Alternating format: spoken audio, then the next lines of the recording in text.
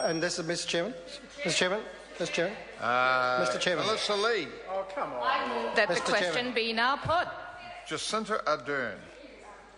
My pleasure to take a second call on the Families Commission Amendment Bill, wanting to point out, of course, that the most substantive part of this bill is contained in Part 1, and I imagine, therefore, that will be where the most robust part of this debate sits. I want to come to Clause 5, Mr. Chair, where it talks about the Commission's main functions. Now, in my opening address, I did refer to what I thought was diluted advocacy. Now, that's not necessarily strictly as set out in the bill. The bill purports that the Families Commission will maintain an advocacy function, but our concern has been based on the reality of what we have seen.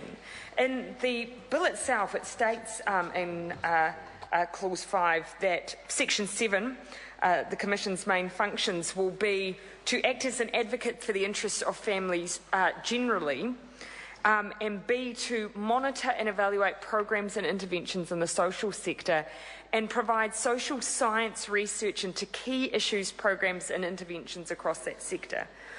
Two quick concerns, Mr. Chair. When the last time the Families Commission came before the Select Committee, the question was asked of the Families Commission, what do you perceive to be the most significant issues facing New Zealand families today?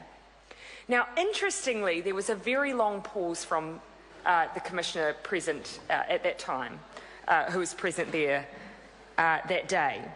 A bit of fumbling around occurred, and then the main objectives for that year for the Families Commission were plucked out. Now, from memory, they were things like adolescence issues, alcohol issues. Clearly, Mr. Chair, a list of things that the government has taken an interest in, rather than necessarily what the Families Commission themselves had determined to be issues that needed to be advocated for and on behalf of families based on families' needs.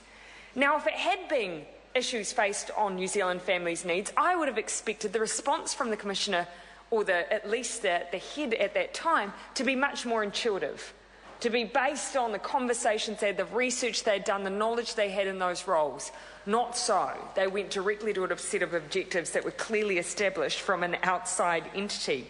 Secondly, for Part B of the Commission's main function, the monitoring and evaluation role, there is no doubt that there is a need for that kind of function within the Ministry of Social Development. You constantly hear from NGOs the requirement that is put upon them, and rightly so, to provide robust evaluations of the programs that they offer.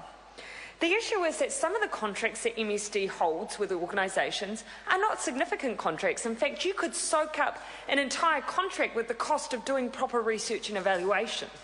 And so these organisations are left in a rock and a hard place. They don't have the funding to do a proper evaluation, and yet their funding is contingent on it. Which has always led me to think that that would make sense to have within the Ministry of Social Development a pooled resource that would enable them to then allow NGOs who couldn't meet that threshold to access that research and monitoring arm to ensure that their programs and interventions were viable, working, were delivering what MSD wanted them to deliver. The fact that the Commission has this as one of their secondary functions, to me, is problematic for two reasons. I don't think the Commission is the right place for it, because actually we need this beyond just Families Commission issues and programs. We need it much more broadly for the social development sector. Secondly, the funding the Families Commission has will not be sufficient for them to do this job as adequately as required. They still have, a quite small budget when you think about the kinds of things that could come under Part B. So those are the issues that I have then, Mr. Chair, with Clause 5. Parts A and Part B in that regard. And it's, as I say, not to discount in particular the importance of Part B, but why would we want to compartmentalise it in that way? Why is it not within the Ministry of Social Development? I'd be interested in the Minister's view from the Chair on that. I want to come to Clause 6 now, Mr. Chair. That's the Commission's additional functions. I touched briefly on the don'ts of the Commission. Of course, it sets out they're not meant to act as an advocacy body for individual families. It's the kind of work that MPs presumably do themselves. But it sets out then in that section of those additional features, functions, that as I've already talked about, under 6.3BA, they are preparing the annual Families Status Report. But they're also, Mr Chair, Tim McIndoe.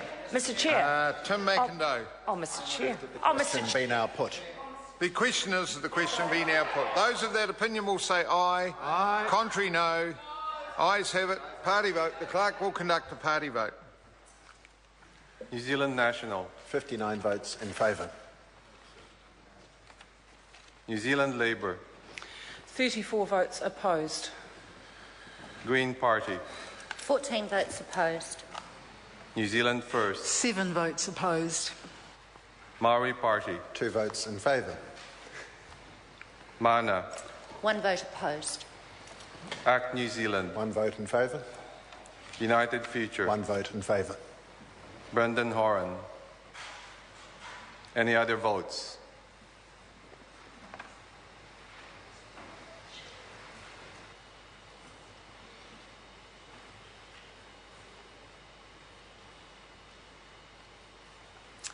Ayes 63, noes 56. The question will now be put, and the question is that part 1 stand part. Those of that opinion will say aye. Aye. Contrary, no. The ayes have it. Party vote. The clerk will conduct the party vote. New Zealand National. 59 votes in favour. New Zealand Labour. 34 votes opposed. Green Party. 14 votes opposed. New Zealand First. 7 votes opposed. Maori Party. 2 votes in favour. Mana. 1 vote opposed. Act New Zealand. 1 in favour. United Future. 1 in favour. Brendan Horan. Any other votes?